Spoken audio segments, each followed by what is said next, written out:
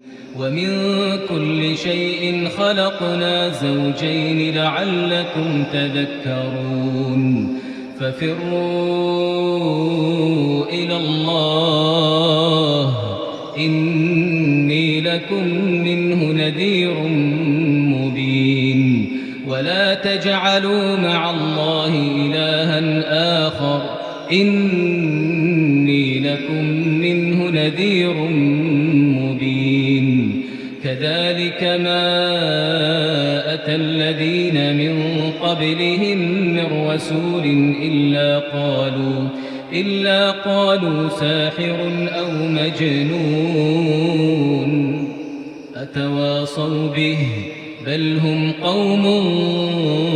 طاغون فتول عنهم فما أنت بملوم وذكر فإن الذكرى تنفع المؤمنين وما خلقت الجن والإنس إلا ليعبدون ما أريد منهم من رزق وما أريد أن يطعمون إن الله هو الرزاق ذو القوة المتين. بسم الله الرحمن الرحيم. إن الحمد لله نحمده ونستعينه ونستغفره ونعوذ به من شرور أنفسنا ومن سيئات أعمالنا من يهده الله فلا مضل له ومن يضلل فلن تجد له وليا مرشدا. نشهد أن لا إله إلا الله وحده لا شريك له ونشهد أن سيدنا وحبيبنا ومولانا نبينا محمد عبده ورسوله صلى الله عليه وعلى آله وعلى جميع صحابته وعلى جميع إخوانه من الأنبياء والمرسلين وسلم تسليما كثيرا. adúpẹ́ fún Ọlọ́run, a fi ọ̀pọ̀lọpọ̀ ọpẹ́ àti ògo a fi rìnlẹ̀ fún ọba náà. A kí ọba náà, a yìn ọba náà lórí oore tó ṣe fún wa nínú ìṣe wa ní ọmọ ènìyàn, ìwà ṣe wa ní mùsùlùmí, ìfiwá sínú ìjọ Ànábì Muhammad sallallahu alaihi wasallama. A dúpẹ́ fún ọba náà lórí bẹ́ẹ̀, a kí lórí gbogbo oore tó ṣe fún wa, èyí tó hàn tá a mọ̀ àtàwọn ọ̀pọ̀lọpọ̀ oore Ọlọ́run tí ń bẹ lára wa tó pamọ́ sí wa lára tá a mọ̀. A dúpẹ́ fún Ọlọ́run bá lórí bẹ́ẹ̀. A sì wá wá ọba náà ní ọba olùrànlọ́wọ́, ọba alárànṣe, ọba alátìlẹ́yìn, kó ràn wá lọ́wọ́, kó kún wa kó pẹ̀lú wa, kí ó má fi wálẹ̀ nínú àlámọ̀rí ìgbésí ayé wa àti ètò alkiyama wa. A wá tọrọ ìmọ̀nà àti ọ̀dọ̀ ọba náà, a sì tọrọ ìṣọ́ rẹ̀ àti ààbò rẹ̀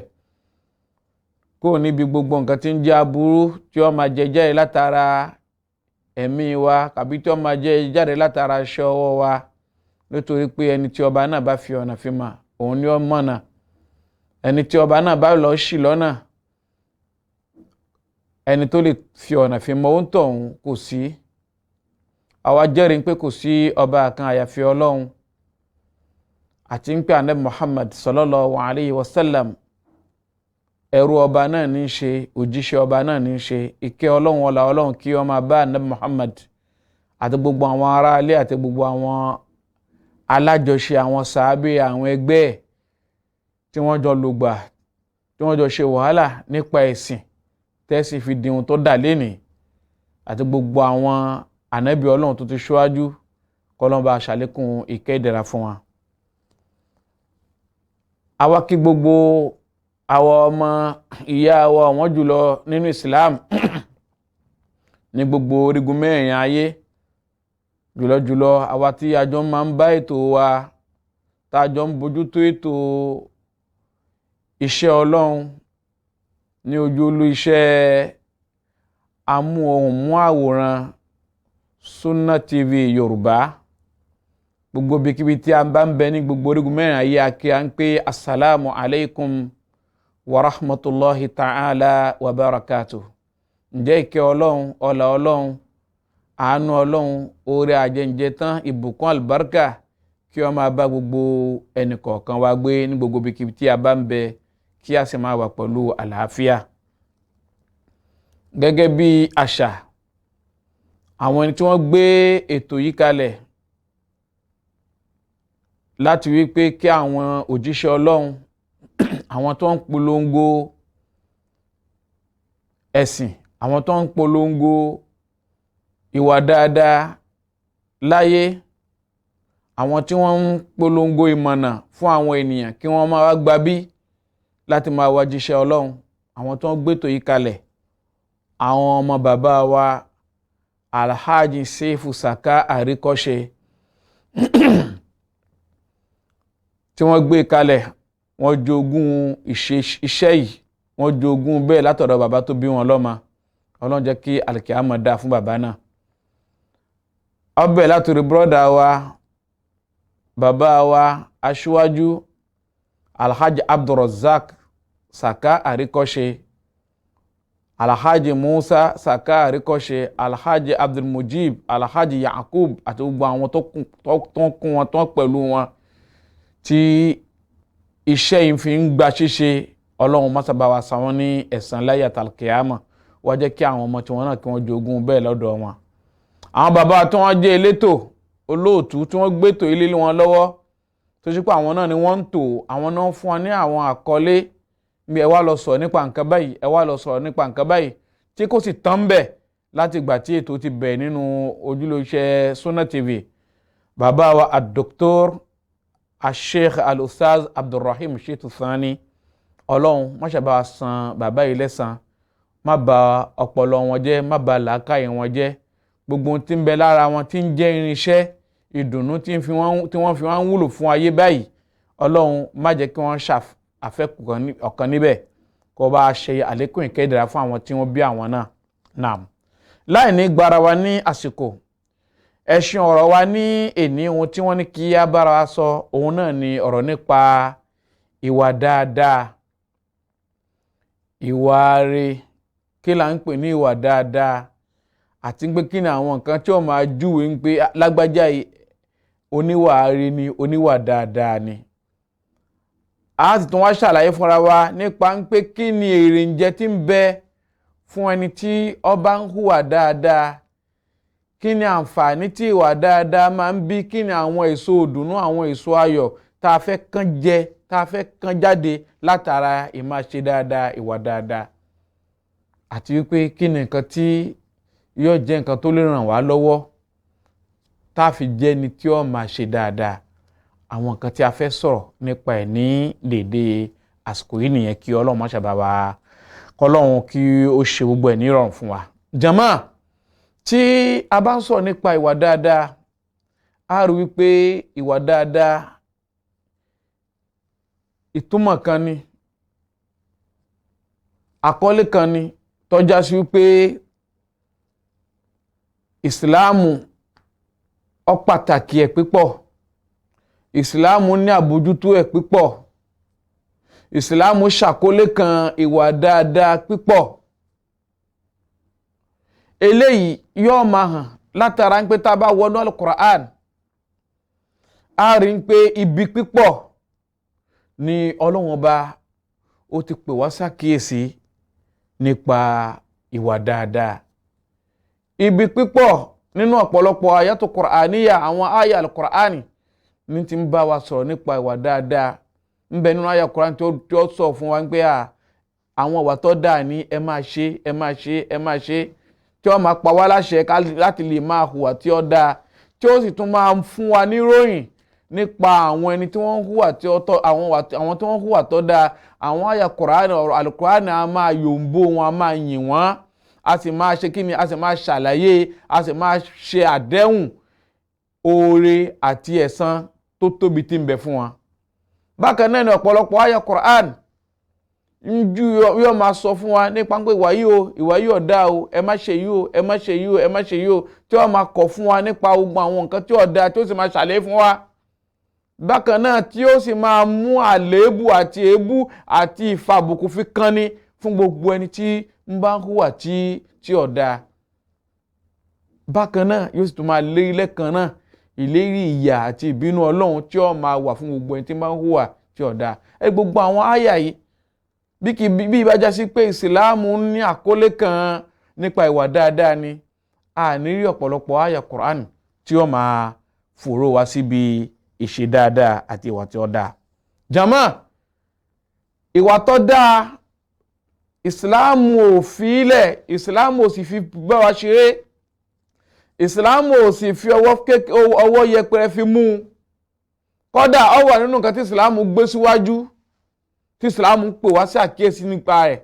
tí ìsìláàmù sì ń kìlọ̀ fún wa nípa àwọn èyí tí ó dáa ń bẹ. Àṣẹ Ọlọ́run ni fún gbogbo àwa tá a bá jẹ́ olùgbàgbọ́ òdodo. Al-Qur'ani sọ̀kalẹ̀ tó sì ní ọ̀pọ̀lọpọ̀ àwọn àyà nínú tí ń kọ̀ fún wa nípa pé ẹ má hùwà tí ó dáa o, tí ń sì ń ṣe kíni, tí ń sì ń pè wá sàkíyèsí nípa pé àwọn ìwà tó dáa ní kẹ́ máa hù. Nínú ọ̀rọ̀ tí Ọlọ́run sọ ní Al-Qur'an, Ọlọ́run bá sọ̀rọ̀ ba'da a'udhu billahi minash shaitanir rajim, bismillahir rahmanir rahim. Ọlọ́run sọ fún wa pé inna Allaha ya'muru bil 'adli wal ihsani wa ita'i dhil qurba wa yanha 'anil fahsha'i wal munkari wal baghi ya'izukum la'allakum tadhakkarun. Ọlọ́run ní inna Allah, èmi Ọlọ́run, ya'murukum bil 'adli, mò ń pa yín láṣẹ ń pé kẹ́ ẹ máa ṣe déédéé láàrin ara yín. Nínú àwọn ìwà tó dáa ni ìṣe déédéé, ìjìnà sí ìwà jàǹbá, ìjìnà sí ìwà tí ó dáa, ká ṣe déédéé láàrin ara wa. Wal ihsani, Ọlọ́run ní mò ń pa yín láṣẹ pé kẹ́ ẹ máa ṣe dáadáa láàrin ara yín, ẹ máa ṣe dáadáa síra yín. Wa ita'i dhil qurba, gbogbo àwọn tó ń jẹ́ àwọn alásùnmọ́ yín ní mọ̀lẹ́bí, lẹ́bí níran lọ́rẹ́, Ọlọ́run ní ẹ máa fún wọn lẹ́tọ̀ọ́ wọn, ẹ hùwà tó dáa pẹ̀lú wọn, ẹ ṣèṣe tó dáa pẹ̀lú wọn, ẹ ràn wọ́n lọ́wọ́, ẹ má fi wọ́n sílẹ̀. Ẹ má fi wọ́n sílẹ̀ fún ìyàjẹ, ẹ má fi wọ́n sílẹ̀ fún òṣìta, ẹ má fi wọ́n sílẹ̀ sínú ìnira. Gbogbo àwọn tẹ́ ẹ mọ̀ ń pẹ́ wọ́n nídìí ìrànlọ́wọ́, Ọlọ́run ní ẹ ràn wọ́n lọ́wọ́, ẹ ràn wọ́n lọ́wọ́, ẹ kún wọn pẹ̀lú wọn nínú àwọn tó ń jẹ́ àwọn alásùnmọ́ yín. Ẹ wo àwọn ìwà tó dáa tọ́lọ́run pa wá láṣẹ yìí. Ọlọ́run ní ká máa ṣe déédéé, ká sì máa ṣe dáadáa pẹ̀lú ọ̀rọ̀, ká sì máa ràn ara lọ́wọ́. Bákan náà, ọwọ́ tó wá ń kọ̀ fún wa lẹ́sẹ̀kẹsẹ̀ ń pè wá yẹn náà anil fahsha'i wal munkar. Ọlọ́run ní mo tún kọ̀ fún yín nípa àwọn ìwà tí ó dáa, àwọn ìwà àlùfàṣà, àwọn ìwà àbàjẹ́, gbogbo bí ìwà àbàjẹ́ ṣe lè pọ̀ tó, gbogbo nǹkan tí ń jẹ́ ìran ìwà àbàjẹ́ pátá, Ọlọ́run ní mò ń kọ̀ fún yín o, ẹ jìnnà sí i o, ẹ má súnmọ́. Wal munkar, àti gbogbo nǹkan tí ó dáa tẹ́yin náà mọ̀ ń pé ó dáa, ẹ má ṣe. Ohun tó mọ̀ ń pé tó bá ṣe fún inú tiẹ̀ náà nídùn kò ní tẹ́ ọ lọ́rùn, má ṣe fún ọmọlàkejì. Wal baghi, ìwà ọ̀tẹ̀, ká da lérú, ká dà lúrú, ká dà dúgbò rú, ká dẹbí rú. Ọlọ́run ní mò ń kìlọ̀ fún yín, ẹ má ṣe, ẹ jìnnà sí i. Ya'izukum, wá sí lélẹ́yìí fún ẹ̀yin ọmọ ẹ̀dá ènìyàn látọ̀dọ̀ èmi Ọlọ́run. Ọlọ́run ní mò ń ṣe wáàsí fún yín, mò ń ṣí yín létí, la'allakum tadhakkarun, kẹ́ ẹ fi lè má gbàgbéra, kẹ́ ẹ fi lè máa rántí pé ó yẹ kẹ́ ẹ máa hùwà dáadáa ní gbogbo ìgbà. Ẹ wo àyá Al-Qur'ani náà tó fún wa ká fi mọ̀ wípé ìsìláàmù ó ní àkọlé kan, ó sì ní àbójútó, ó sì pàtàkì ká ṣe dáadáa, ká níwà tó dáa. Jàmá, tá a bá wò, ẹ wo Ànábì Muhammad sallallahu alayhi wa sallam tọ́lọ́run gbé dìde tọ́rán sí gbogbo ayé. Nínú àwọn nǹkan, àwọn objective, nínú àwọn nǹkan tọ́lọ́run sì torí ẹ̀ gbé ànábì Muhammad dìde, nínú àwọn nǹkan tọ́lọ́run sì torí ẹ̀ rán ànábì Muhammad sáyé. Tá a bá padà wá wò ó, á padà rí wípé ìwà dáadáa ìtorí pé káyé fi lè máa hùwà dáadáa, káyé fi lè jìnnà sí gbogbo nǹkan tí ń jẹ́ ìwà àdọ̀tí, ìwà àbàjẹ́, ìtorí ẹ̀ gan-an lọ́lọ́run fi gbé ànábì Muhammad dìde pé ọyá ò wà lọ jíṣẹ́ fún ayé. Tá a bá wà ànábì Muhammad sallallahu alayhi wa sallam nínú hadith Abu Hurairah radiyallahu anha tí ń sọ fún wa, ọlànàbí ń sọ báyìí pé innama bu'ithtu li utammima makarimal akhlaq. ọlànàbí ń sọ fún wa pé dádájú èmi Muhammad wọ́n gbé mi dìde, wọ́n rán mi níṣẹ́, Ọlọ́run gbé mi dìde, Ọlọ́run rán mi níṣẹ́ sí gbogbo ayé nítorí kíni li utammima makarimal akhlaq, láti lè wá pé àwọn ìwà tó dáa ni, láti lè wá fi àwọn ìwà tó dáa, láti lè wá fi ẹsẹ̀ ìwà tó dáa fi rinlẹ̀ láyé, láti lè wá kọ́ àwọn èèyàn lẹ́kọ̀ọ́ nípa ìwà tó dáa, láti lè wá júwe ohun tí ń jẹ́ ìwà tó dáa, láti lè wá júwe fún ọmọ ànábì Ádámà ni. Jàmáà, tí a bá wò látara ilé, a wá rí wípé àṣewà dáadáa, àṣehùn gan lẹ̀sìn, àṣewà lẹ̀sìn, àṣe ẹ̀sìn ni wà. Béèyàn bá lóhun níwà tí kò bá lẹ́sìn, téèyàn bá lóhun bá lẹ́sìn, tá a bá ṣàfẹ́kù ìwà lọ́dọ̀ rẹ̀, ẹ̀sìn ò wúlò. Ibi tí ọ̀pọ̀lọpọ̀ wa tá a ti ní problem láyé lẹ́ni nísìnyí nìyẹn. Àwa tá a jẹ́ mùsùlùmí, à ń pariwo pé ẹlẹ́sìn ni wá, ẹlẹ́sìn ni wá, àmọ́ gbogbo nǹkan tí ń jẹ́ ìwà tí ẹ̀sìn kọ́ wa àti àwọn ìwà tí ó máa júwe ń pé lódodo ẹ̀sìn ń bẹ lára àwọn aláwọ̀n yìí, a rí wípé lẹ́ni nísìnyí ọ̀pọ̀lọpọ̀ wa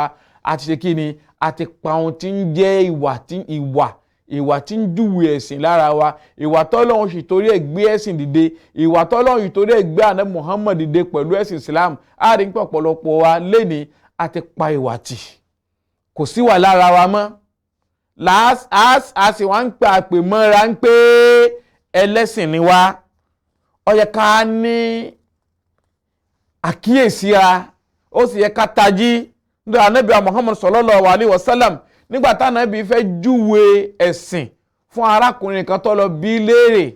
ànábì jẹ́ ká mọ̀ wípé ẹ̀sìn ni ìwà lẹ̀sìn. Ẹ̀sìn ò ṣe é yà kó lára ìwà, ìwà ò ṣe é yà kó lára ẹ̀sìn. Béèyàn bá lóun máa ṣẹ̀sìn wọn ò ní níwà, ẹ̀sìn ò ní wúlò fún un, kódà kò ní padà di ẹlẹ́sìn. Wọ́n ní arákùnrin kan nínú hadith ànábì Muhammad,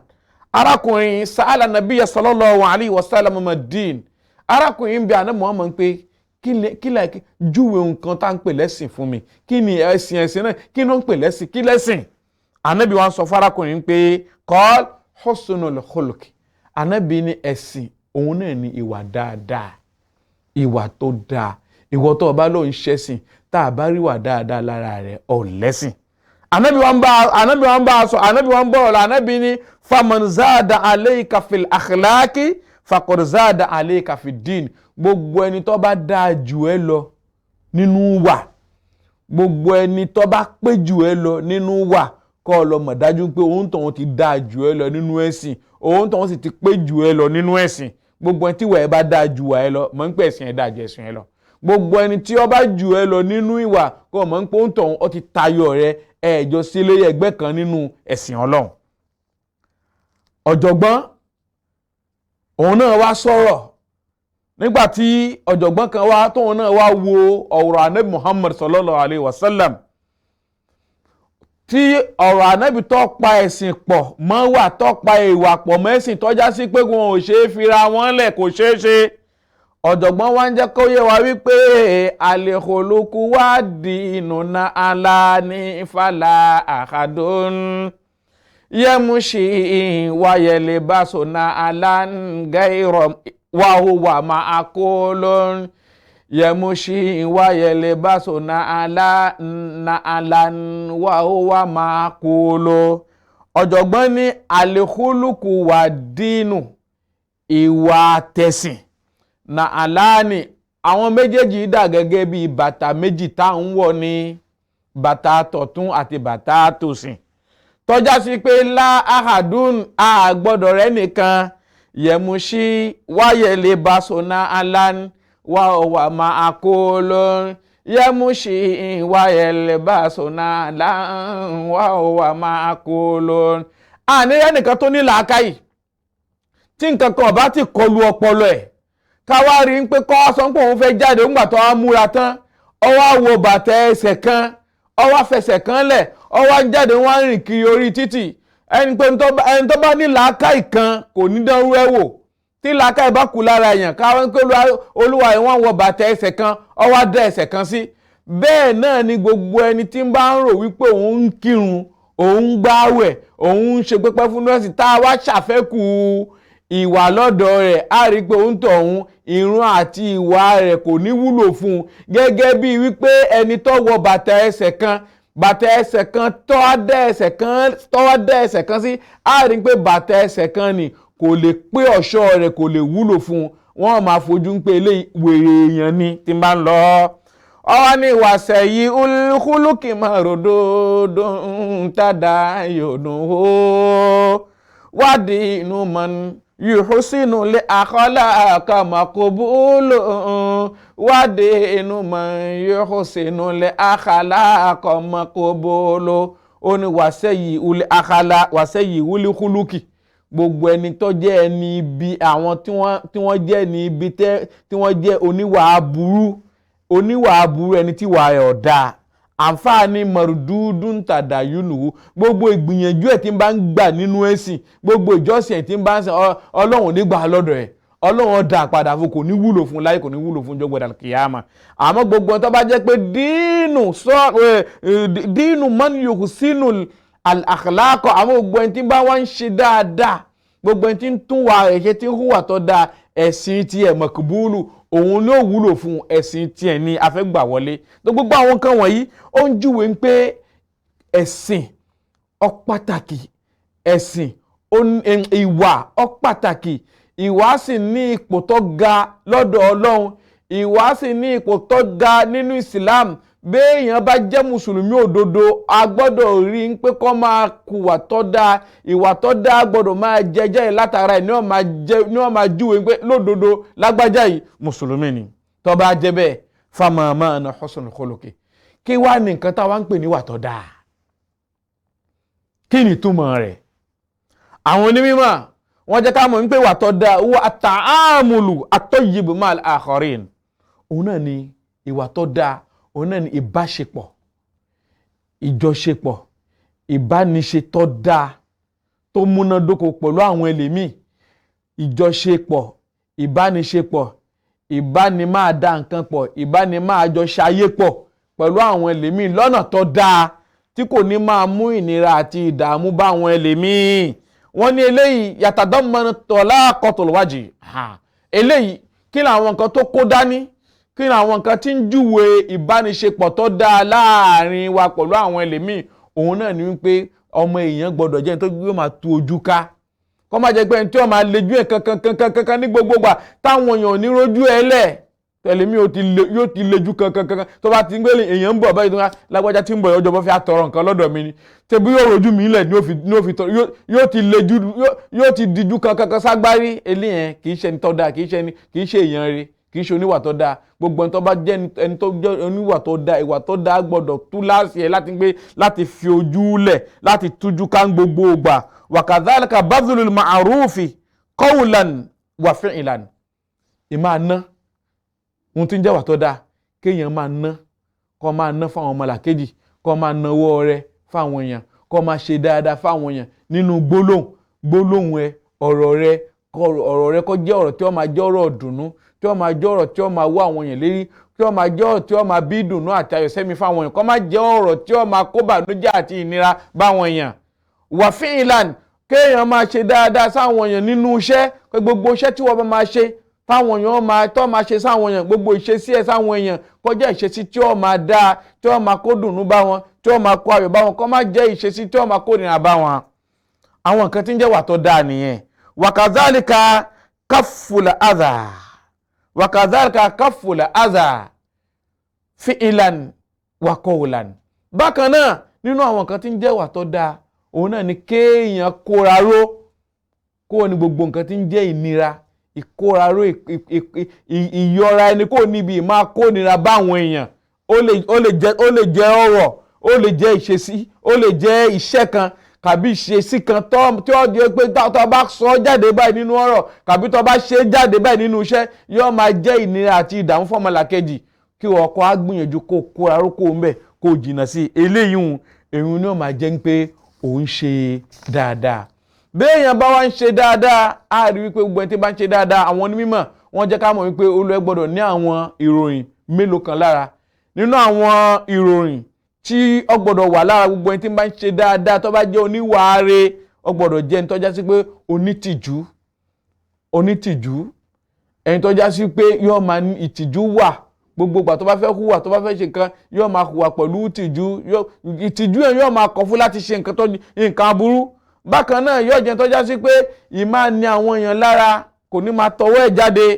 yóò sì jẹ́ ẹni tó jẹ́ olódodo yóò sì jẹ́ ẹni tó já sí pé àṣìṣe ẹ̀ yóò mọ níwọ̀n yóò jẹ́ ni ire yóò jẹ́ ẹni tí ń kó àwọn èèyàn mọ́ra yóò sì jẹ́ ẹni tó ní tẹríba yóò jó níwà pẹ̀lẹ́pẹ̀lẹ́ onísùúrù alátẹ̀mọ́ra aláàánú èèyàn kò ní jẹ́ ẹni tí wọ́n máa ṣépè fáwọn èèyàn kàbẹ́ni tí wọ́n máa bú àwọn èèyàn kò ní jẹ́ ẹni tí wọ́n máa sọ̀rọ̀ àwọn èèyàn lẹ́yìn kàbẹ́ni tí wọ́n máa ṣe kéétà àwọn èèyàn kàbẹ́ni tí wọ́n máa ṣòfófó kiri tí wọ́n máa gbọ́ tọ̀tún tí wọ́n máa gbọ́ sósìn tí wọ́n máa rò fọ́tún tí wọ́n máa rò fósìn kò ní jẹ́ bẹ́ẹ̀ yóò sì jẹ́ ẹni tó já sí wípé yóò ní bẹ̀rù ọlọ́run bó bá fẹ́ fẹ́ràn nǹkan yóò máa nífẹ̀ẹ́ àwọn èèyàn nítorí ọlọ́run yóò máa nífẹ̀ẹ́ nǹkan nítorí ọlọ́run bí ó bá bínú sí nǹkan ìbínú ẹ̀ ìtorí ọlọ́run ni bí ó bá yọ́nú sí nǹkan ìyọ́nú ẹ̀ ìtorí ọlọ́run ni bí ó bá sì kórìíra nǹkan yóò jẹ́ torí yóò máa kórìíra gbogbo nǹkan tí ó bá fẹ́ kórìíra nítorí ọlọ́run ni ó máa jẹ́ gbogbo nǹkan tó bá jẹ́ oníwà tó dáa kò ní jẹ́ oníkèéta kò ní jẹ́ adinisọ́kàn níta ìdá yóò sì gbìyànjú láti wà nínú àwọn tọ́lọ́run sọ ń pé allazina yu'minuna billahi wal yawmil akhir yóò wà nínú àwọn tọ́lọ́run àwọn tó jẹ́ pé wọ́n nígbàgbọ́ òdodo sí ọlọ́run àtijọ́ gbẹdẹ alqiyama wa ya'muruna bil ma'rufi wa yanhauna 'anil munkar àwọn tó ń parí láṣẹ láti máa ṣe dáadáa tí wọ́n sì ń kọ̀ fún nípa nǹkan ìwà tí ò dáa wa yusari'una fil khairat àwọn tó wọ́n máa ń tara ṣàṣà láti máa ṣe dáadáa kọ́sà ti máa ṣe dáadáa kọ́ máa ṣe dáadáa ní ọmọ àwùṣe ní ó sì máa ṣe gbogbo ìgbà ulaika minas salihin ọ̀kẹ́ àìmọye àwọn aláwọ̀n àwọn náà ni àwọn ẹni ire àwọn ẹni tí ó dáa.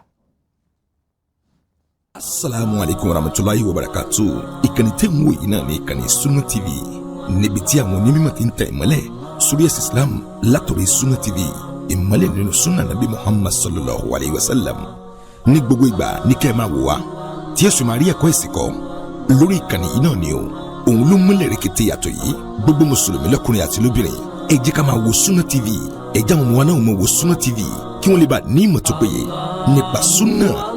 ìkànnì tó ń tàn mọ́lẹ̀ sínú ẹ̀sìn ni Sunna TV Yorùbá ẹ máa wò wá ní gbogbo ìgbà kẹ́sì máa kó ẹ̀kọ́ tó péye nípa sunna.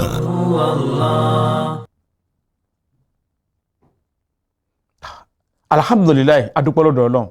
jama dájúdájú ìmá ṣe dáadáa ìwà rẹ̀ gbogbo ẹni tí Ọlọ́run bá ṣe lẹ́ni ire láyé gbogbo ẹni tí Ọlọ́run bá ṣe oníwà dáadáa láyé a kí ń pé ó kú oríire nítorí pé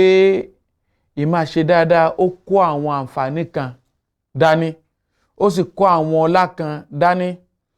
ó sì ní àwọn èso kan tí a máa ń kàn jẹ látara ìwà dáadáa gbogbo ẹni tí Ọlọ́run bá jogún ìmá hùwà tó dáa láwùjọ ẹ jẹ́ ká fún tọ̀hún ní ròdùnú nípa àwọn ohun tí ó padà wá jẹ́ àǹfààní fún un tàbí àwọn nǹkan tí ó padà wá jẹ́ èrè jẹ fún un látara ìwà tó dáa nítorí pé ọba tí ó ní ká hùwà tó dáa ọba náà ó tún gbé àwọn nǹkan kalẹ̀ àwọn nǹkan tí wọ́n máa jẹ́ ẹ̀san àti àwọn nǹkan àǹfààní tí ó máa jẹ́ àǹfààní fún gbogbo ẹni tí ó bá jẹ́ ẹni tí ń hùwà tí ó dáa tó gbọ́ràn fún Ọlọ́run tó jẹ́ pé ìwà tó dáa ní hù. jàmá nínú àwọn àǹfààní yìí àti àwọn ọlá tí ń bẹ fún ká níwà tó dáa anna sahibal khulqi alhassan mashhudun lahu bil khairiyya. Òun náà ni wípé gbogbo ẹni tó bá jó níwà tó dáa, ìsìláàmù ẹ̀sìn jẹ́rìí ẹ̀, ẹ̀sìn fi ìjẹ́niire àti ìjẹ́ni ẹ̀ṣà, ẹ̀sìn fi jẹ́rìí ẹ̀, ó fi rinlẹ̀ fún pé gbogbo ẹni tó bá jẹ́ oníwà tó dáa ẹni ẹ̀ṣà ni, kìí ṣe èèyàn lásán, kìí ṣe ẹnikẹ́ni, kìí ṣe èèyàn kan lásán kan, ẹni pàtàkì, ẹni ẹ̀ṣà ni, ẹni tó lóore jùlọ lọ́dọ̀ Ọlọ́run ni ní máa ń níwà tó dáa, ní máa ń hùwà tó dáa. Eléyìí agbọ́lé iye látọ̀dọ̀ Abdullahi ọmọ Umar radiyallahu anhuma, òun ní sọ fún wa pé lam yakuni nabiyyu sallallahu alayhi wa sallam fahishan mutafahishan. Abdullahi ọmọ Umar ó ní dájú Ànábì Muhammad kìí ṣe oníwà àlùfàṣà, kìí ṣe oníwà àbàjẹ́, Ànábì hùwà àbàjẹ́, kìí sì súnmọ́ àwọn ìwà tó jẹ́ ìwà àbàjẹ́, kìí sì fẹ́ máa ṣe bí ẹni tí ń hùwà àbàjẹ́. Ànábì jìnnà sí gbogbo nǹkan tí ń jẹ́ ìwà àbàjẹ́ pọ́nbélé ní gbogbo òṣèṣí ẹ̀. Wa kana yaqul, Ànábì máa ń sọ báyìí wípé inna min khiyarikum, dájúdájú àwọn tó jẹ́ àwọn ẹni ẹ̀ṣà nínú yín ẹ̀yin ọmọ ènìyàn, àwọn tó ń jẹ́ àwọn ẹni rere gidi nínú yín, àwọn tó ń lóore lọ́dọ̀ Ọlọ́run, ahsanukum akhlaqan, àwọn náà làwọn tó já sí pé àwọn tí wọ́n fi ń dáa jùlọ nínú wà, àwọn tí wọ́n dáa jùlọ nínú yín, tí àwọn tí ìwà wọn fi ń dáa jùlọ nínú yín, àwọn ni ẹni ẹ̀ṣà. Ẹ wo Islam, ẹ wo Ànábì fi ìjẹ́ni ẹ̀ṣà ó fi ròyìn àti ìjẹ́ni tó lóore jùlọ lọ́dọ̀ Ọlọ́run, ó fi ròyìn ẹni tí ó jẹ́ ẹni tó ní ìwà tí ó dáa. Ìkànnù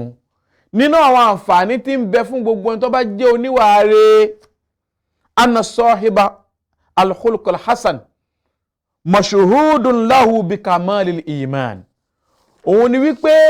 gbogbo ẹni tó bá jẹ́ oníwà rere, ẹ̀sìn ìsìláàmù ó jẹ́rìí ẹ̀ ń pé àwọn ẹlẹ́ni tí ìmánù wọn pé, àwọn ẹni tó já sí pé wọ́n pé nínú ní ìgbàgbọ́. Béèyàn bá gbogbo yóò kéèyàn jẹ́ láyé, gbogbo yóò kéèyàn máa ṣe nínú ẹ̀sìn láyé, bí ó bá níwà, ìgbàgbọ́ rẹ̀ ò tí pé, kò tí nígbàgbọ́ sí Ọlọ́run lódodo. Nínú ọ̀rọ̀ tí a gbà látọ̀dọ̀ Abu Huraira radiyallahu anhu, anna nabiyya sallallahu alayhi wa sallam qala akmalu lil mu'minina imanan ahsanuhum khulqan. Abu Huraira ó ní Ànábì Muhammad kíkí àtọ́lá kí ó máa bá, ó ní Ànábì sọ báyìí wípé ẹni tí fi ń pé jùlọ nínú ìmánu, ẹni tí ìmánu ẹ fi ń pé jùlọ nínú gbogbo àwọn tí wọ́n ń pera wọn lóní ìmánì, ẹni tí ìgbàgbọ́ rẹ̀ fi ń pé jùlọ nínú àwọn olùgbàgbọ́ òdodo, àwọn tí wọ́n ń pera wọn olùgbàgbọ́ òdodo, ẹni tí ìgbàgbọ́ tiẹ̀ ọ̀pọ̀ ju àwọn yòókù lọ, ó sì pé ju tàwọn yòókù lọ nínú ẹ̀yin mùsùlùmí, ahsanuhum khuluq. Òun náà ni àwọn tí ó já sí pé wọ́n jẹ́ àwọn tí ìwà wọn dáa, àwọn tí wọ́n fi ń dáa jùlọ nínú wà, àwọn ni ìmánu wọn pé jùlọ. Ẹ wo ìròyìn tánà Muhammad tó ròyìn tó fi ròyìn ẹni tó jẹ́ oníwà dáadáa. Ànábì jẹ́ ká mọ̀ wípé ẹni tó jẹ́ oníwà dáadáa, òun ní ìmánu rẹ̀ fi ń pọ̀, tí sì fi ń pé, tí sì fi ń dáa jù ìmánu gbogbo àwọn olùgbàgbọ́ yòókù lọ. Nínú àwọn àǹfààní tí ń bẹ fún gbogbo ẹni tí ó bá jẹ́ oníwà dáadáa, annahu yahdha bi mahabbatillahi jalla wa ala. Gbogbo ẹni tó bá jẹ́ oníwà dáadáa yóò kófà ìfẹ́ Ọlọ́run, yóò jèrè ìfẹ́ Ọlọ́run, Ọlọ́run ó nífẹ̀ẹ́. Kí ni fi ń dáa tó ìfẹ́ Ọlọ́run lórí ẹrú? Kí ni fi ń láǹfààní tó? Kí ni fi ń fún yìí tó? Kí ni fi ń tó èrè ń jẹ tí ń bẹ nínú pé kéèyàn jèrè ìfẹ́ Ọlọ́run, ọba tó dá ẹ, ọba àgbàlagbà, kó wá nífẹ̀ẹ́, kó fẹ́ràn ẹ̀. Nínú hadith Ànábì Muhammad sallallahu alaihi wasallam, Ànábì ń sọ fún wa wípé ahabbu ibadillahi ilallahi ahsanuhum khuluqan. Ànábì ní ẹni tí Ọlọ́run bá ń fi nífẹ̀ẹ́ sí jù lọ nínú àwọn ẹrú Ọlọ́run, àwọn olùnífẹ̀ẹ́ sí jù lọ nínú àwọn ẹrú Ọlọ́run lọ́dọ̀ Ọlọ́run, àwọn tọ́lọ́run nífẹ̀ẹ́ sí jù nínú àwọn ẹrú rẹ̀, òun náà ni àwọn tó já sí wípé wọ́n níwà tó dáa, àwọn tí wọ́n dáa jù lọ nínú ìwà. Yẹn pé bí ìwà èèyàn bá ṣe dáa tó, bẹ́ẹ̀ lọ́lọ́run ọba ó ṣe nífẹ̀ẹ́ sí ẹ tó. Bọ́lọ́run ọba nífẹ̀ẹ́ sí ẹ, Ọlọ́run sọ fún àwọn màlẹ́kà ní sánmọ̀ pé mo fẹ́ràn lágbájá, ẹ máa fẹ́. Àwọn màlẹ́kà ọba gba ìfẹ́ Olúwa ẹ̀ ní. Gbogbo àwọn màlẹ́kà Ọlọ́run tí wọn ò níye, tí wọn ò lóǹkà, wọ́n á máa fẹ́, wọ́n máa fẹ́ràn rẹ. Bẹ́ẹ̀ làwọn màlẹ́kà ọba pín àwọn àlìjẹ̀nú, ńgbẹ̀yìn àlìjẹ̀nú, lágbájá ọmọ lágbájá Ọlọ́run fẹ́, Ọlọ́run ní ká fẹ́ àti bọ́ Ọlọ́run fẹ́, yín náà máa fẹ́. Gbogbo àwọn àlìjẹ̀nú ọba máa fẹ́ràn olú ẹ̀. Bẹ́ẹ̀ làwọn àlìjẹ̀nú ọba bẹ̀ yìí sọ sí etí àti ẹ̀mí àwọn ọmọ Ànábì Ádámù pé lágbájá ọmọ lágbájá Ọlọ́run fẹ́. Àwọn màláíkà fẹ́, àwọn àlìjẹ̀nú náà nífẹ̀ẹ́, ẹ̀yin náà máa nífẹ̀ẹ́. Olúwa rẹ̀ yóò wá dájú, gbogbo ayé ó wá fẹ́ràn rẹ̀, gbogbo ọmọ Ànábì Ádámù ó wá nífẹ̀ẹ́. Ẹ̀rí, gbogbo ẹni tí ń bá ń fẹ́ kí kóun jẹ́ ẹni tí yóò jẹ́ ẹni táwọn èèyàn ó nífẹ̀ẹ́ sí, táwọn èèyàn fẹ́ràn, kó lọ tún wẹ̀ ṣe, kó lọ tún wẹ̀ ṣe. Bí wà èèyàn bá dáa, irọ́,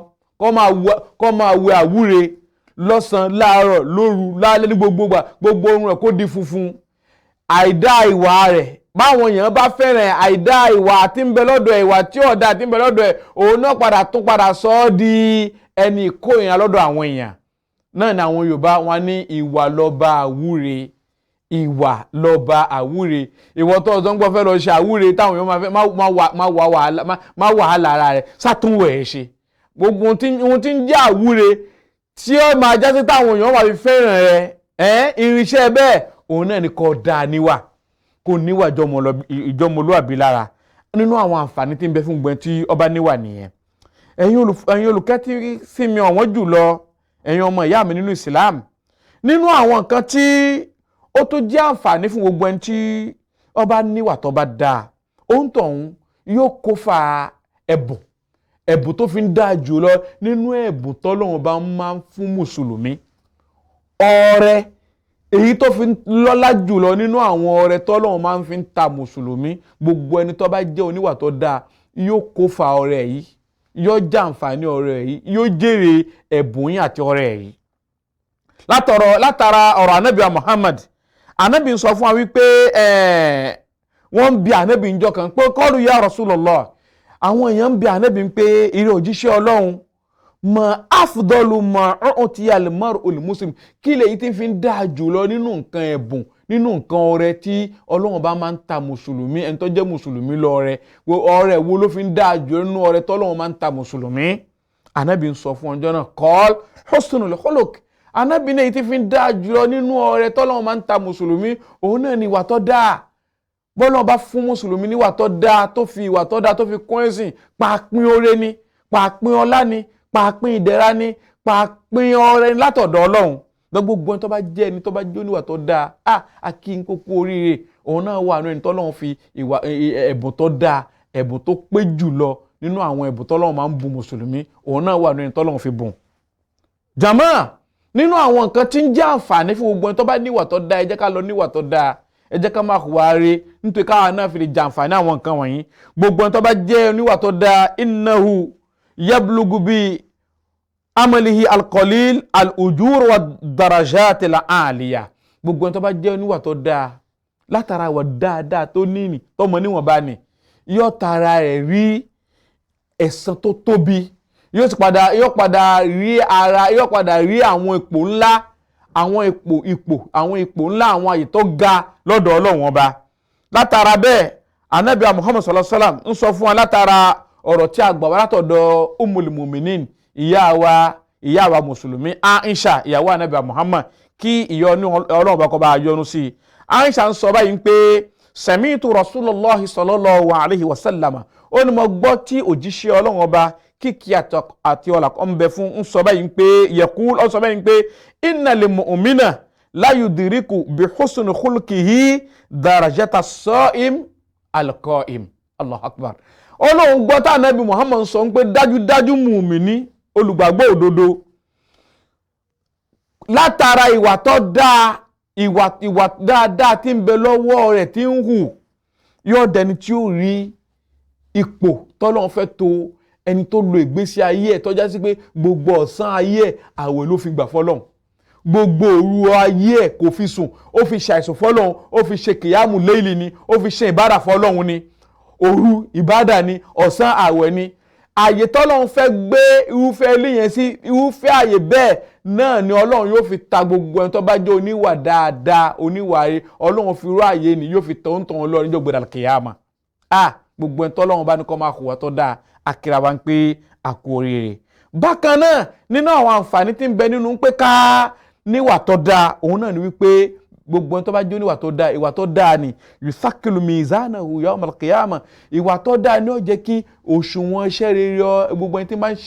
ń hùwà tó dáa, òṣùwọ̀n iṣẹ́ rere yóò wúwo níjọ́ gbẹ̀dà kìyàmà. Látara eléyìí Ànábì Muhammad sallallahu alaihi wasallam sọ fún wa pé ma min shay'in athqalu fi mizanil mu'min yawmal qiyamah min husnil khuluqi. Ànábì ní tó bá fẹ́ kí òṣùwọ̀n iṣẹ́ rere balance ẹ síkéni iṣẹ́ rere kó tẹ̀wọ̀n níjọ́ gbẹ̀dà kìyàmà, ìwà dáadáa dọwọ́ rẹ o. tó Ànábì ní òun àárín nǹkan kan míì tó lè jẹ́ kí òṣùwọ̀n iṣẹ́ rere ọmọ Ànábì Ádámà kó wá tẹ̀wọ̀n níjọ́ gbẹ̀dà kìyàmà. Àárín kankan tó lè jẹ́ kó tẹ̀wọ̀n bí kì í bá já sí pé tó tún ju ìwà tó dáa lọ. Ìwà rere òun ni ó máa jẹ́ kí òṣùwọ̀n iṣẹ́ dáadáa tí ó jẹ́ kéèyàn wà àlìjẹ́nà, téèyàn ó sì fi wà nínú ipò tó ga nínú àlìjẹ́nà,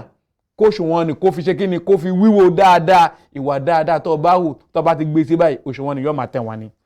Èrè ọmọ ìyá mi, ìwà dáadáa dọwọ́ ẹnì kọ̀ọ̀kan wa. Nínú àǹfààní tí ń bẹ nínú ìwà tó dáa, dájúdájú ìwà tó dáa yadmunu lahu bi husni khulqihi aljanna aw yudman li sahibi husni khulqihi aljanna. Gbogbo ẹni tó bá jẹ́ oníwà tó dáa, dájúdájú aljanna wọ́n ti garanti ẹ̀. Aljanna ó ti di nǹkan tí Ànábì fọ́ sọ̀yà ẹ̀ fún ẹ. Wọ́n bá ti lè máa ṣe dáadáa tó jẹ́ lẹ́sìn tó sì wọ́n ń hùwà tó dáa, aljanna wíwọ̀ rẹ̀ ó ti di nǹkan tí ó dájú tí kò sí iyèméjì ń bẹ. Ànábì Muhammad sallallahu alaihi wasallam wọ́n bi Ànábì njọ́ kan su'ila Ànábì sallallahu alaihi wasallam ma aktharu ma yudkhilu an-nas al-janna qala taqwallahi wa husnul khuluq. Nígbà tí wọ́n kún bi Ànábì pé kí ni nǹkan tí máa ń sábà àwọn nǹkan tó pọ̀ jù nínú nǹkan tí ó lè jẹ́ kí kọ́mọ ènìyàn rí àlìjánná wọ̀, kí ni nǹkan tí máa ń tó lè fi ọmọ èèyàn fi wọ àlìjánná jù? Ànábì wa sọ pé taqwallah, ìbẹ̀rù Ọlọ́run, wa husnul khuluq àti ìwà tó dáa. Ẹ̀rí Ànábì ò dúró lórí ìbẹ̀rù Ọlọ́run, wa husnul khuluq àti ìwà tó dáa. Àwọn ìbẹ̀rù Ọlọ́run pẹ̀lú ìwà tó dáa, àwọn ni àwọn nǹkan tó já sí pé yóò jẹ́ kí ọ̀pọ̀lọpọ̀ àwọn ará àlìjánná kí wọ́n bára wọn ní àlìjánná. Ẹ̀yin ọmọ ìyá mi àwọn jùlọ, ó tún kù nínú nǹkan tí ìwà tó dáa máa ń bí, tí máa ń já àǹfààní fún gbogbo tí bá ń hùwà tó dáa. Gbogbo tó bá jẹ́ ìwà tó dáa, ìwà tó dáa ni yóò ṣe kí ni? Darajatu sahibu husnul khuluq darajatu fil janna turfa. Ẹ̀rí gbogbo tó bá jẹ́ oníwà tó dáa, yóò wà àlìjánà. Lẹ́yìn ìgbà tó bá tún wà àlìjánà tán, yóò tún wá lọ bẹ̀rẹ̀ ní àwọn àyè ńlá, àyè VIP nínú ọgbà àlìjánà, àwọn àyè tó ga. Ìwà tó dáa yóò tún gbé ga nínú ọgbà àlìjánà tó já sí pé ibi tóun tún wà yìí ó tún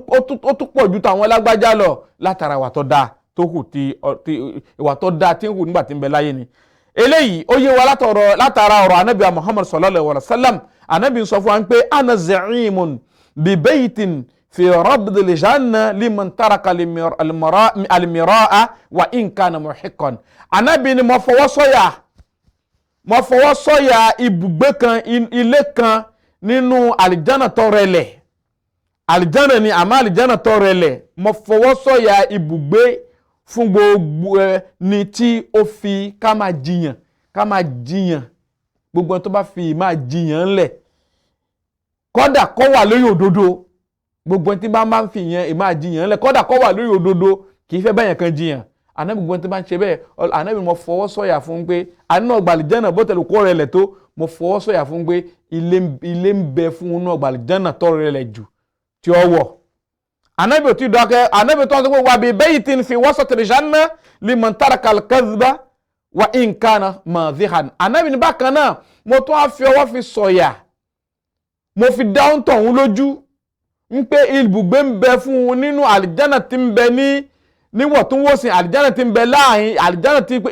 ipò tó wà láàrin nínú àlìjánà tí kò sí ní ìsàlẹ̀ pátápátá àmọ́ ń bẹ láàrin. ànábì ni mo tún fọwọ́ sọ̀yà ibùgbé ìdùnnú kan ń bẹ fún ẹni tó já sí pé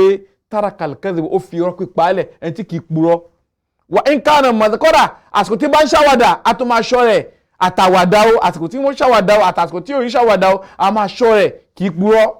ànábì ni mo fọwọ́ sọ̀yà fún pé àlìjánà tí ń bẹ láàrin ni ipò tí ń bẹ láàrin nínú àlìjánà ni ànábì ni mo fọwọ́ sọ̀yà ibùgbé fún tọ̀hún pé ibùgbé ń bẹ fún tọ̀hún tí ó dé tí ó gbọdọ̀ kìyàmà ibi tá a wà lọ ládé yìí. ànábì wa ni wàbí baytin fi a'la àlìjánà liman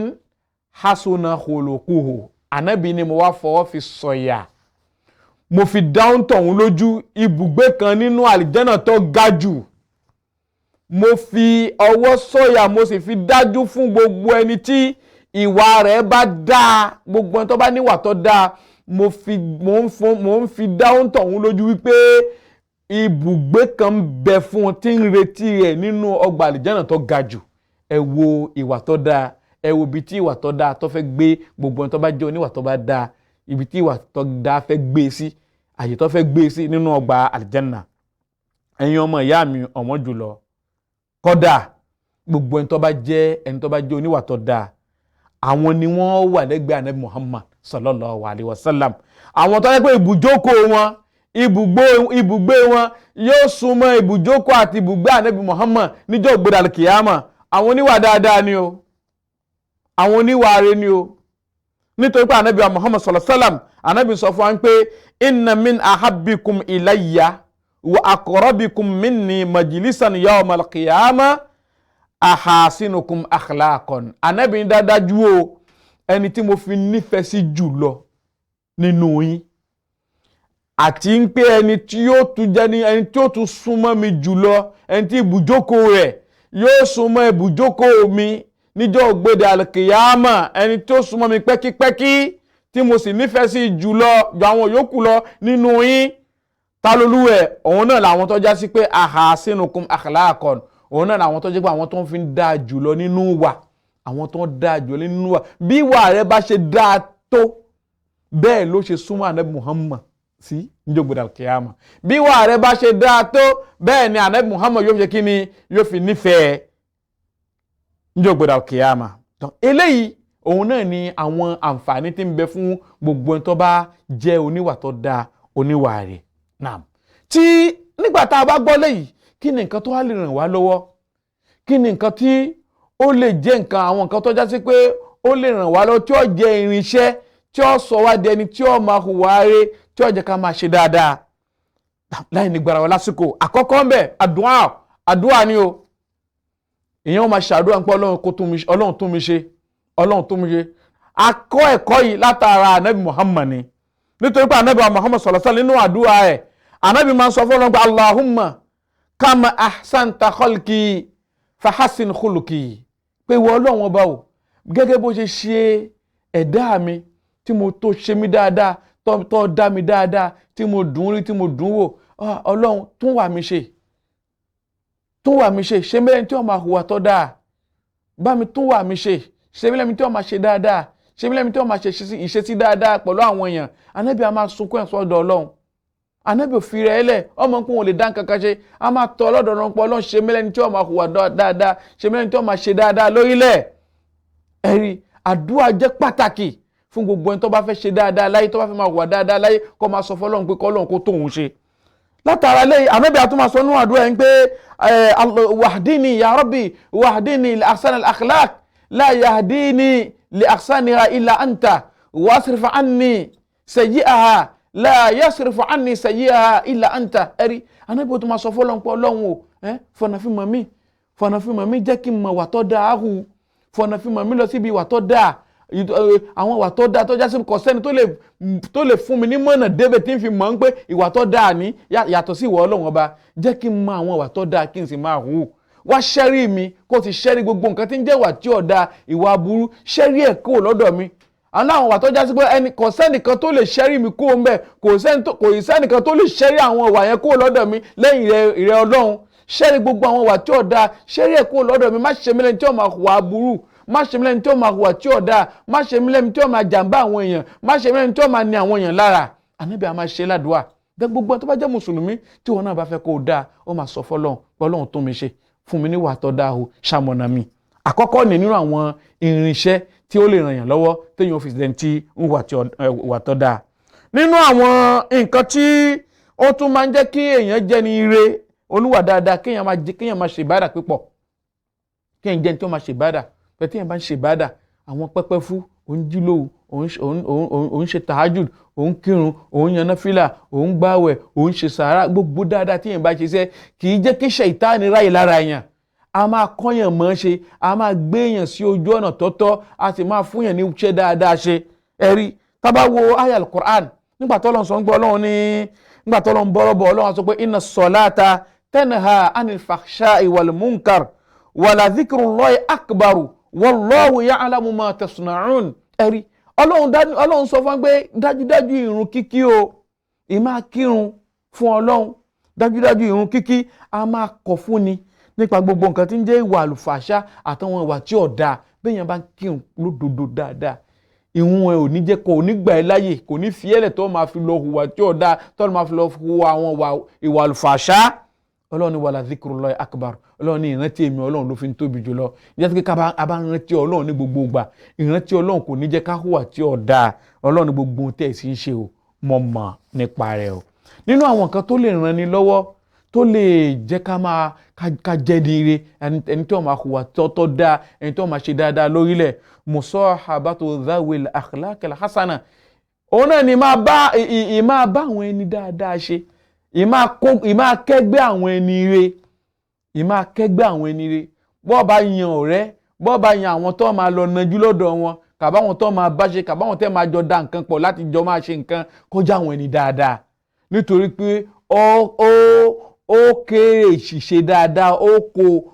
kó èrè bẹ́ẹ̀ wọ́n fi dáadáa tiwọn tí wọ́n ń ṣe wọ́n fi rìn ó kó ìṣe dáadáa ó kó èrè ẹ̀ lára wọn wàtárùkùlì bí àti alifásídà àti ìjìnà sí gbogbo àyíká tó ti bàjẹ́ gbogbo ibi tó ń bá hùwà tí ò dáa àdúgbò tó ń hùwà tí ò dáa kàbí inú ìjọ tó ń hùwà tí ò dáa kàbí ibi tẹ́ ti ń lọ jókòó tó rí pé ibi tá ń jókòó tá ń najú yìí ọ̀rọ̀ Ọlọ́run ni wọ́n ń sọ ń bẹ̀ ọ̀rọ̀ ìbàjẹ́ ni wọ́n ń sọ ń bẹ̀ ọ̀rọ̀ tí ò dáa tó ń sọ ń bẹ̀ ọ gbọ́dọ̀ jìnà sí gbogbo àwọn àyíká yẹn wàlfìrárì mìíràn kó sá fún àwọn àdúgbò yẹn kó gbére jìnà tẹ́fẹ́tẹ́fẹ́ sí gbogbo nǹkan tí ń jẹ́ àwọn àyíká ibi tó ti ń hùwà tí ò dáa nítorí pé anabi Muhammad sallallahu alayhi wa sallam anabi sọ fún wa pé almaru ala dini khalilihi anabi ọmọ ènìyàn o ẹbá bá wọ ọmọ èèyàn ìwà ọ̀rẹ́ ni ó máa hù o ọmọ èèyàn yóò máa wà lórí ẹ̀sìn ọ̀rẹ́ yẹn pé lórí ìwà ọ̀rẹ́ ìwà ẹni tó yàn lọ́rẹ̀ẹ́ tí ń bá ṣe ìwà ẹni tó yàn lọ́rẹ̀ẹ́ tọ́jẹ́ kòríkòsùn ẹ̀ irúwà rẹ̀ lòun náà yóò máa hù irú ìṣesí ẹ̀ ni ó máa ṣe irú ìrìn rẹ̀ ni ó máa rìn ẹ̀rí ànábì jẹ́ kó yé wa pé bàbá yan ọ̀rẹ́ bàbá yẹn ní tí a máa bá ṣe pọ̀ bàbá yẹn ní tí a máa bá jọ da nǹkan pọ̀ bàbá yẹn ní tí a máa bá ìnajú pọ̀ bàbá yẹn ẹgbẹ́ tá a máa jọ ṣẹgbẹ́ pọ̀ kọjá àwọn ẹni ire nítorí pé ọ̀rẹ́ a máa ran ọ̀rẹ́ a máa fi wá rẹ̀ fi ran ọ̀rẹ́ tó bá dáa yóò kó lára ẹ̀ tí ó bá dáa yóò kó lára ẹ̀ anabi ni falyanzur ahadukum man yukhalil ǹjẹ́ tó bá jẹ́ bẹ́ẹ̀ gbogbo ẹnìkọ̀ọ̀kan yìí o ẹ̀yà máa wòye sí gbogbo àwọn tẹ́ bá yàn lọ́rẹ̀ẹ́ gbogbo àwọn tẹ́ bá máa yàn alábàárìn kàbí alábàágbé kàbí alábàáṣe kàbí alábàájọṣepọ̀ ẹ wòye sí wọn ǹjẹ́ ni tó dáa ni ǹjẹ́ ni tí ìwà rẹ̀ húhù ǹjẹ́ ń bẹ lọ́wọ́ ẹ̀ látara bẹ́ẹ̀ nítorí pé tẹ́ ẹ bá lọ ṣe mistake tó jẹ́ pé ẹni tí ó dá lẹ bá lọ yàn lọ́rẹ̀ẹ́ yóò kó wà tí ó dá yóò kó ràn yín ẹ̀yin náà ẹ̀dẹ̀ ní aburú ẹ̀yin lè hùwà tó dáa. bákan náà nínú àwọn nǹkan tí ojú tí ó lè ràn wá lọ́wọ́ láti pé ká jẹ́ ní ire ká jẹ́ ní tí ó máa hùwà ire òun náà ni pé ká máa ka ìtàn nípa àwọn èèyàn dáadáa nínú kíkà kàbí ká máa gbọ́ lọ́dọ̀ àwọn tó ń kà àwọn tó ń ṣe dáadáa láyé àwọn oníwà ká wá ìtàn wọn láti mọ̀ ẹ̀rí tàbá wo ẹni tó káfílẹ̀ kọ́ṣe wọn tàbá wo ẹni tó jẹ́ ẹni àkọ́ṣe tó dáa jù láyé anabi Muhammad sallallahu alayhi wa sallam a gbọ́dọ̀ wá ìtàn anabi Muhammad síra anabi Muhammad ìtàn ìgbésí ayé anabi Muhammad ìlòsí ayé anabi Muhammad a gbọ́dọ̀ wá ìtàn yìí láti mọ̀ nítorí pé Ọlọ́run laqad kana lakum fi rasulillahi uswatun hasanatun liman kana yarju Allaha wal yawmal akhira wa dhakara Allaha kathira anabi náà àríkọ́ṣe ti ń bẹ fún yín o lára anabi Muhammad lára òjíṣẹ́ Ọlọ́run àríkọ́ṣe dáadáa ń bẹ fún yín lára ẹ̀ fún gbogbo ẹni tí ó bá ń ràn kan ìjọ gbẹdàl kìyàmà tí ń sì rántí Ọlọ́run ní gbogbo ìgbà nítorí pé ànábì Muhammad huwa alladhi zakkallahu akhlaqahu òun nìkan lọ́lọ́run yòǹbó ẹ̀ Ọlọ́run yòǹbó ìwà ẹ̀ Ọlọ́run fọ̀ ọmọ Ọlọ́run ní wa innaka la ala khuluqin azim àníra Muhammad ìwà ẹ̀ dáa púpọ̀ oníwà tó dáa látara ẹ̀rí bẹ́yẹn bá ń ka ìtàn ànábì Muhammad tí ń ka ìtàn ìgbésí ayé yóò tara ẹ̀ yóò dẹni tí òun náà ó ṣe kíni yóò kọ́ṣẹ́ ànábì yóò dẹni tó níwà tó dáa yóò fi ajẹ́rẹ̀ gbogbo àwọn èrè tí agbékalẹ̀ tí àwọn àǹfààní tí a kàkalẹ̀ yìí àti pé kéèyàn ti tó máa bẹ́ẹ̀ mí ẹ̀ sọ̀rọ̀ ní gbogbo ìgbà kó máa yẹ ẹ̀mí ẹ̀ wò tẹ́mi bá ṣì wà tí ó dáa kó sọ fún mi pé ẹ̀mí mi o èyí tó ṣe yóò dáa o má padà síbẹ̀ mọ́ o kéèyàn má gbàgbéra kó má fi ẹ̀mí ẹ̀ lẹ́ngbà kọ̀ọ̀kan gbogbo àwọn nǹkan wọ̀nyí yóò máa ràn yín lọ́wọ́ láti ń pé kí wọn náà kó máa hùwà tí ó dáa kó sì máa ṣe dáadáa lórílẹ̀ eléyìí òun náà ni ìwọ̀nba nǹkan tí Ọlọ́run gbà wá láyè láti ṣe àlàyé fúnra wa ní dédé àsìkò yìí àwa tí a sọ Ọlọ́run má ṣe jẹ́ ká jèrè ẹ̀ láyé àtàlùkìyámà gbogbo yín náà tí ẹ gbọ́ Ọlọ́run má ṣe jẹ́ kí ó wúlò fún yín kẹ́ wá jèrè ẹ̀ ní ayé àti àtàlùkìyámà haza wa sallallahu ala sayyidina Muhammadin wa ala alihi wa sahbihi wa sallama tasliman kathira subhana rabbika rabbil izzati amma yasifun wa salamun ala al mursalin walhamdulillahi rabbil alamin. Allah